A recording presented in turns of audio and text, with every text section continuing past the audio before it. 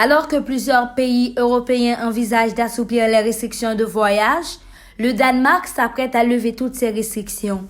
La vie sera comme avant la pandémie de COVID-19 au Danemark, relate Euronews, citant la première ministre Mette Frederiksen. Ce soir, nous pouvons commencer à relâcher la tension et à retrouver le sourire, car aujourd'hui est une étape importante. Nous avons de très bonnes nouvelles, nous pouvons maintenant lever les dernières restrictions liées au coronavirus au Danemark, a déclaré la politique. Le coronavirus ne devrait plus être considéré comme une maladie menaçante pour la société de la vie de Mette Frederiksen. Le Danemark est le premier pays de l'Union européenne à emboîter le pas dans l'assouplissement des restrictions sanitaires.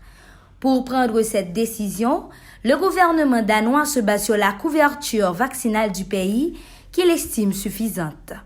Ainsi, à partir du 1er février, toutes les restrictions nationales actuellement en vigueur seront levées comme le recours au pass sanitaire, le port du masque ou la fermeture anticipée des bars et restaurants. Cependant, il restera recommandé de s'isoler pendant 4 jours en cas de test positif selon l'Agence nationale de santé du Danemark. Le gouvernement danois va également maintenir pendant 4 semaines supplémentaires certaines restrictions à l'entrée du territoire, à savoir des tests et ou quarantaines selon le statut d'immunité.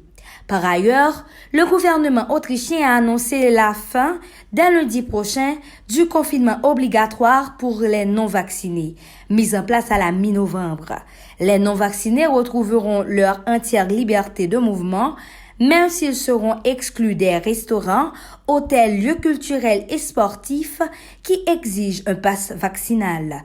La vaccination obligatoire entrera en vigueur dès le 1er février. Le variant Omicron a suscité davantage de peur que de mal, vraisemblablement.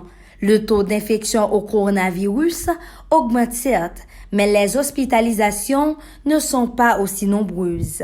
Il importe de signaler qu'il reste recommandé d'appliquer les gestes barrières pour se protéger et protéger les autres.